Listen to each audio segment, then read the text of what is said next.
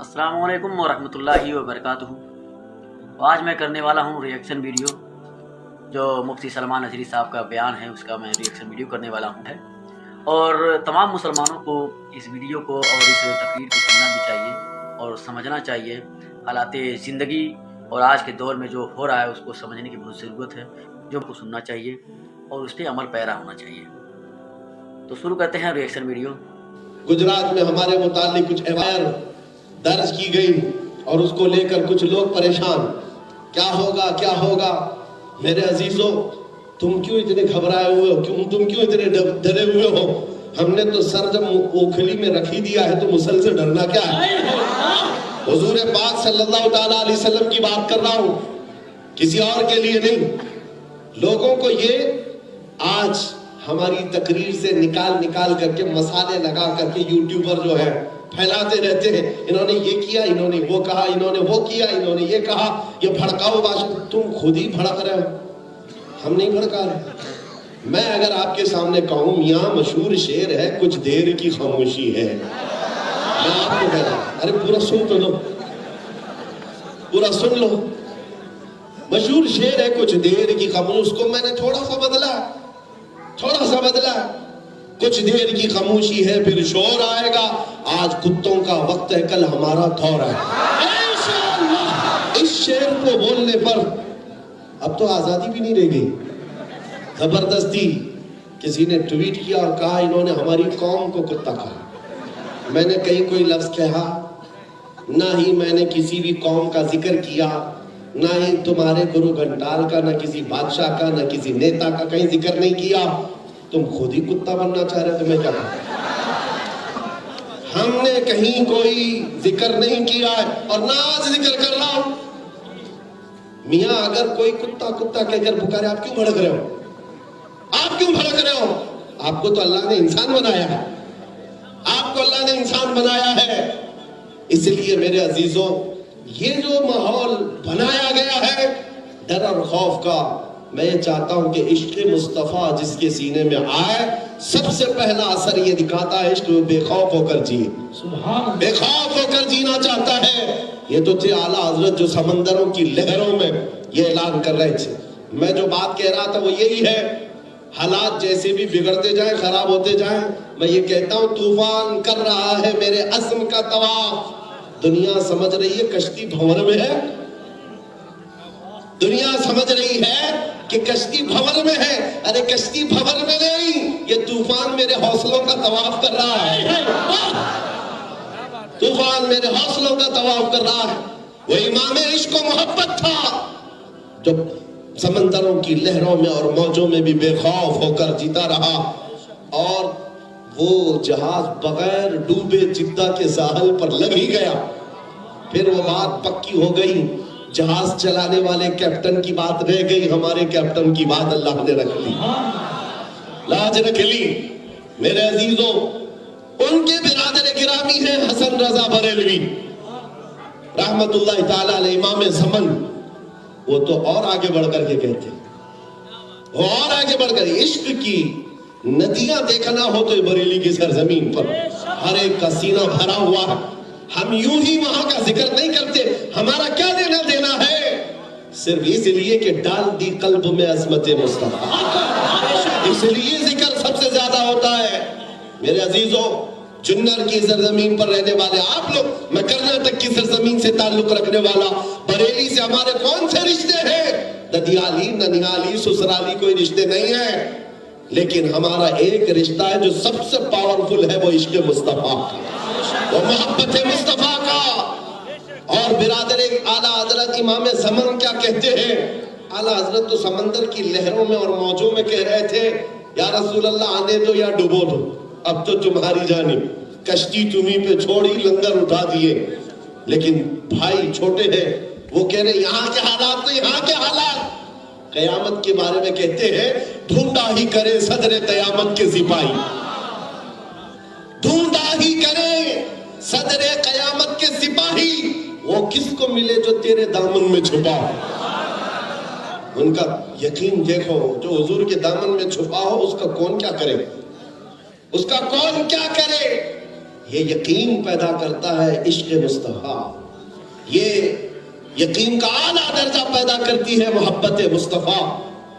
اور شہزادہ اعلیٰ حضرت اعلیٰ حضرت کے بیٹے ہیں سرکار مفتی اعظم. یہاں بھی یقین کوئی کم نہیں ہے، یہاں کوئی یقین کم نہیں ہے. اس دربار میں آؤ تو کہتے ہیں میرے اعمال کا بدلہ تو جہنم ہی تھا، میں تو چاہتا ہوں میرے سرکار نے جانے نہ دیا. یہ نسبتوں پر کیسا یقین ہے. اور اعلیٰ حضرت پھر یہ کہتے ہیں کہ ڈر تھا کہ عصیاں کی سزا اب ہوگی یا روز جزا. ایک ان کا نعتیہ کلام ہے، رخ دن ہے یا مہر سما یہ بھی نہیں وہ بھی نہیں، شب زلف یا مشک خطا یہ بھی نہیں وہ بھی نہیں. اسی میں اعلیٰ حضرت یہ کہتے ہیں ڈر تھا کہ گناہوں کی سزا اب ہوگی یا روز جزا، دی ان کی رحمت نے صدا یہ بھی نہیں وہ بھی نہیں. جو عشق کی باتیں آتی ہیں تو عرض کیا جاتا ہے اتنی مثالیں موجود ہیں. اور پھر میں اپنی گفتگو میں اس نام کو کیوں نہ لوں جس نے ہمارے زلف برہم کو سنوارا، ہماری پلک نوک کو جس نے سدھارا ہے، وہ نام ہے تاج شریعہ بدر طریقہ. اعلیٰ حضرت کے علوم کا جانشین کم نہیں ہے، بے خوف ہو کر جینے والا، وہ تقوی و طہارت کا امام. یہ کہتا ہے مجھے کیا فکر ہو اختر، مجھے کیا فکر ہو اختر، میرے یاور ہے وہ یاور، بلاؤں کو جو میری خود گرفتار بلا کر دے. بستی بستی کریا کریا تاج الشریعہ تاج الشریعہ تاج الشریعہ ایزان تاج الشریعہ. یہ باتیں کہاں سے آتی ہیں؟ یہ بے خوف ہو کر جینا کون سکھایا ہے؟ زمینداری نظام نے نہیں، نیتاؤں کی چاپلوسی نے نہیں، سیاست کے گلیاروں نے نہیں. بے خوف ہو کر کوئی چیز جینا سکھاتی ہے وہ عشق مصطفیٰ کی دولت ہے، عشق مصطفیٰ کی دولت ہے. جانتے ہو اس دور سے بھی زیادہ خطرناک وقت آ گیا تھا ایمرجنسی کا. بوڑھے حضرات جانتے ہوں گے، ہاں جو پرانے حضرات ہیں وہ جانتے ہیں اندرا گاندھی کے زمانے میں ایمرجنسی کا نظام ایسا آ گیا تھا، پکڑ دھکڑ ایسی تھی، نظام کچھ بھی نہیں ہے، جو چاہے وہ ڈکٹیٹرانہ نظام تھا، کوئی کچھ نہ بولے، بس ایک کی حکومت. یہ ایمرجنسی کے دور میں جانتے ہو، ایمرجنسی کے دور میں وہ چاہتی تھی لیڈی کے نسل بندی کا قانون آ جائے، صرف ایک بچہ دو بچہ یا اس کے علاوہ مردوں کی بھی نسل بندی کر دی جائے. اس سلسلے میں خطرہ تھا حکومت کو تو صرف اور صرف یہ مدارس سے یا علماء سے، کیونکہ ان کی پوری قوم ان کی سنتی ہے. تو حکومت نے پہلے وہ بھاڑے والوں کو بلایا، کرایہ والوں کو جو ان کی کرائے پہ چلتے تھے، ان مولویوں کو بلایا، کہا دیکھو ایسا ایسا پلان ہے. سب نے کہا آمنا صدقنا، حکومت آپ کی ہم بھی آپ کے، نسبندی کو قانون میں بنا دیا جائے. اب جو خطرہ تھا حکومت کو بریلی سے تھا کہ یہاں سے بھی اگر پاس ہو گیا تو سب ہو جائے گا. اور اس وقت بریلی میں کون بیٹھا تھا؟ شہزادہ اعلیٰ حضرت. حکومت کی طرف سے پرستاو آیا اور یہ فتویٰ پوچھا گیا نسبندی کیا ہے، مسلمانوں کے لیے اس چیز کا ہونا چاہیے کہ نہیں. سرکار مفتی اعظم ہند کو یہ بتایا بھی گیا، قانون لایا جا رہا ہے. آپ نے فرمایا نسبندی اسلام میں حرام ہے حرام ہے حرام ہے. کہا گیا حکومت یہ چاہتی ہے اور کئی علماء اس میں آ گئے ہیں. آپ نے فرمایا حکومت بدل جائے گی، میرے مصطفیٰ کی شریعت نہیں بدلے گی.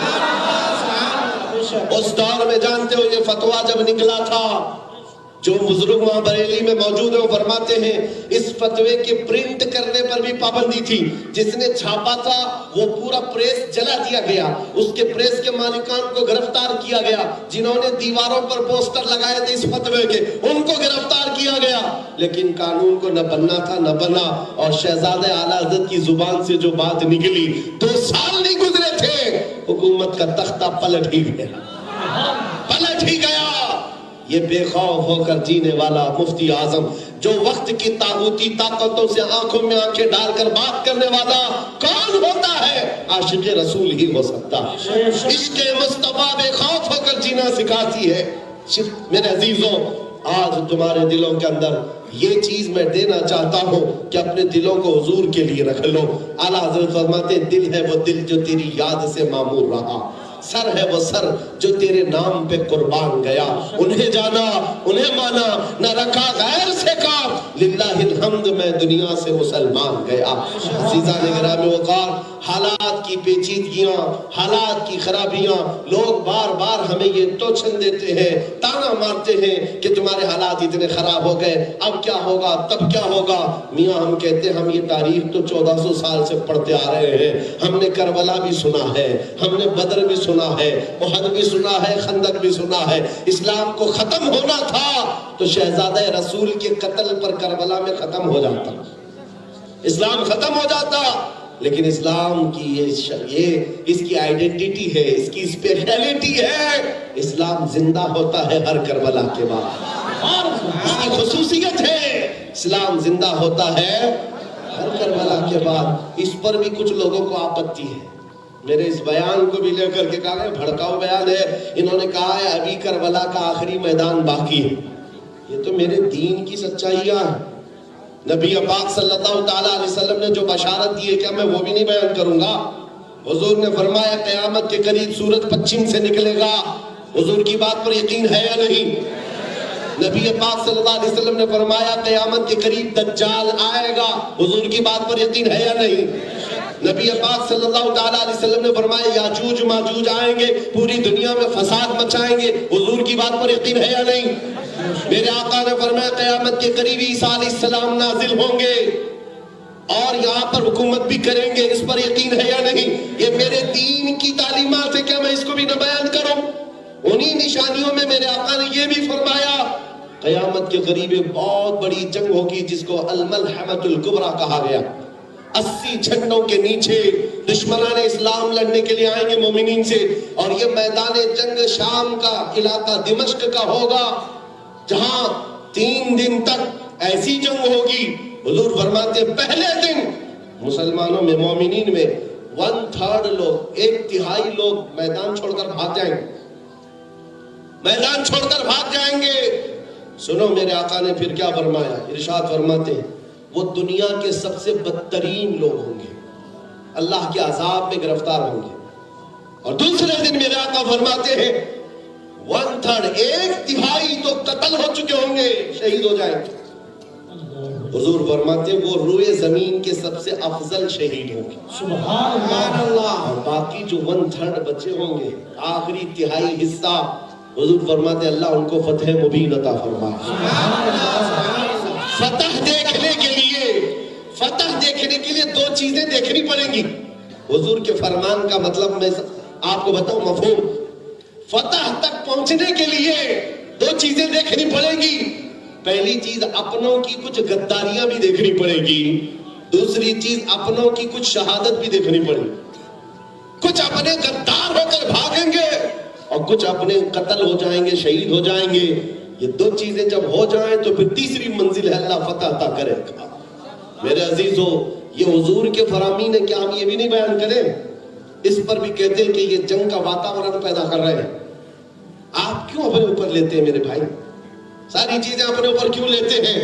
ہم تو اپنے ان بچوں سے کہہ رہے ہیں نہ گھبراؤ مسلمانوں, ابھی خدا کی شان باقی ہے, ابھی اسلام زندہ ہے, ابھی قرآن باقی ہے. یہ ظالم کیا سمجھتے ہیں, روز ہم سے الجھتے ہیں, ابھی کربلا کا آخری میدان باقی ہے. اس بات کے لیے میرے عزیزوں بڑے سمپل انداز میں سمجھنے والا سمجھ سکتا ہے, میرے دین کی تعلیمات ہے, میں بیان کر رہا ہوں. میری شریعت کا یہ حصہ ہے جو میرے آقا نے بیان فرمایا. عزیزان گرامی وقار, میری تقریر کا خلاصہ اور آخر لب لباب صرف یہی ہے, ان کے جو ہم غلام تھے خلق کے پیشوا رہے, ان سے پھرے جہاں پھرا پھر آئی کمی وقار میں. آج آپ کو ضرورت اس بات کی ہے, آپ خود پہلے حضور کی شریعت سیکھ لو, پہلے اسلام کو سمجھ لو. آپ کو جب اسلام نہیں معلوم ہوگا تو دوسروں پر کیا آپ اعتراض کریں؟ کون ہماری مسجدوں کو توڑے, کون ہماری خانقاہوں کو برباد کرے, کون ہمارے معبدوں کو, ہماری شناختوں کو ختم کر رہا ہے؟ یہ الزام بعد میں لگاؤ, مجھے رہزنوں سے غرض نہیں, تیری رہبری کا سوال ہے, تیری رہبری کا سوال ہے. چور اگر تمہارے گھر میں داخل ہو کر چوری کر لیا, چلا گیا, کوستے بیٹھے رہو کہ چور ایسا تھا، کالا تھا، چور لمبا تھا، چور موٹا تھا. میاں چور کی چیزیں آپ کیوں گنا رہے ہو؟ چور کا کام ہے چوری کرنا. تم کیا کر رہے تھے گھر میں؟ تم اپنے گھر میں کیا کر رہے تھے؟ اسی لیے آج ذمہ داری تمہاری ہے، دین اسلام پر پورے عمل تو کرو. حضور کے اخلاق کیا یہ تقریروں میں بتانے کے لیے؟ حضور کی سنتیں کیا یہ مولویوں کے لیے ہیں؟ مسلمانوں کے لیے نہیں. نبی پاک صلی اللہ تعالیٰ علیہ وسلم کے متعلق آپ سے میں ایک سوال کروں، کیا تمہارا یہ ایمان کہتا ہے کہ پوری روئے زمین پر سب سے حسین چہرہ میرے آقا کا تھا؟ تمہارا ایمان کہتا ہے؟ مانتے ہو کہ نہیں مانتے ہو؟ حضور کا چہرہ سب سے حسین تھا، تو پھر اس چہرے کی طرح ہمارا چہرہ کیوں نہیں بن جاتا؟ اس چہرے کی طرح بننے میں کیوں پسو پیش؟ تم تو مجرا کرنے والے ٹک ٹاک والوں کے پیچھے بھاگتے ہو، جن کے چہرے کا حال یہ 4 دن پاؤڈر نہ لگائیں، لالی نہ لگائیں تو پھر یہ بوڑھے دکھنے لگ جائیں. یہ میک اپ کی دنیا والے جن کے پیچھے تم بھاگ رہے ہو، جوانی کی چکنائی جب ختم ہو گئی تو ان کی طرف دیکھنا بھی لوگ بھول جائے.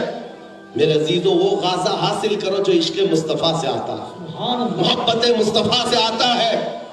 آپ کی آنکھیں دیکھی ہیں نہیں دیکھی مجھے معلوم نہیں، لیکن جن آنکھوں نے شہزادہ اعلیٰ حضرت وارث علوم اعلیٰ حضرت تاج الشریعہ کو دیکھا ہے کسی نے تو جانتے ہوں گے. وہ عظیم حسن تھا، وہ عظیم حسن تھا. 75 سال کی عمر میں، 75 سال کی عمر میں، ارے جوانوں کو دیکھنا بھول جائیں، اس عمر کو بھی دیکھنے لگ جائیں، اور جو دیکھے وہ پلکیں جھپکانا بھول جائے. ہندوستانی تو ہندوستانی ہے، عراق کے لوگ، شام کے لوگ، مصر کے لوگ ان کو دیکھنے کے لیے ٹوٹ پڑتے ہوئے میں نے دیکھا ہے. حالانکہ ان کے ہاں حسن و جمال خوب ہے. مصر میں حسن کم نہیں ہے، شام میں حسن کم نہیں ہے، عراق میں کم نہیں ہے. باوجود اس کے ایک چہرہ ہے جو سب کو کھینچ رہا ہے. اس کا مطلب یہ ہے، خوبصورت کا مطلب گورا ہونا نہیں ہے، عشق مصطفیٰ خوبصورتی ہوتی ہے. جس کے چہرے پر ہو پھر رنگت نہیں دیکھی جاتی، وہ کھینچ لیتا. اس لیے گلیمر کی دنیا سے نکل آؤ، یہ فیشن کی دنیا سے نکل آؤ. اے نوجوانوں، ساری عزت میرے مصطفیٰ کے قدموں میں، ہم سب کی عزت و آبرو مصطفیٰ سے وابستہ ہے. آؤ اسی دربار میں جس دربار میں غلامی کرتے کرتے ابو بکر صدیق بن گئے، جس دربار میں آنے والے عمر فاروق اعظم بن گئے، اس دربار میں آنے والے عثمان ذو النورین ہوئے، اس دربار سے رشتہ رکھنے والے علی بن ابی طالب وقت کے اسد اللہ الغالب حیدر کرار بن گئے. جو آیا وہ پایا، اور وہ تو صحابہ تھے جو اس وقت پائے تھے، لیکن زمانہ بیت گیا، صدیاں گزر گئی. بریلی کا امام دیکھو، امام احمد رضا خان، احمد رضا خان ہی ہے، پٹھان قبیلے کی ہی ہے، لیکن مصطفیٰ کے قدموں سے جب وابستہ ہو جائے تو چپے چپے سے آواز آتی ہے، عشق محبت، عشق محبت. ہر جلسے میں نام ہی نام ہے. وفا چنے تو ہم تیرے ہیں، یہ جہاں چیز ہے کیا، لوح و قلم تیرے ہیں. اس سے آس لگا کر بیٹھنا چھوڑ دو. حکومتیں آتی رہتی ہیں جاتی رہتی ہیں، کوئی تمہارا پرسان حال نہیں. سب ایک لالی پاپ دے کر کے 5 سال گزار دیں گے، اور ایک چاکلیٹ دے کر جیسے بچے کو بہلا دیا جاتا ہے ایسی حالات کریں گے. کچھ نہیں دے سکتے. کیا دیں گے جن کے دامن خود ہی خالی ہو، جو خود ہی لوٹ مار مچائے ہو، وہ ہمیں کیا دیں گے؟ ہاں دے کوئی سکتا ہے، کون دیتا ہے؟ دینے کو چاہیے، دینے والا ہے سچا، دینے والا ہے سچا، دینے والا ہے سچا. لبیک یا رسول اللہ. دعوانا الحمدللہ رب العالمین.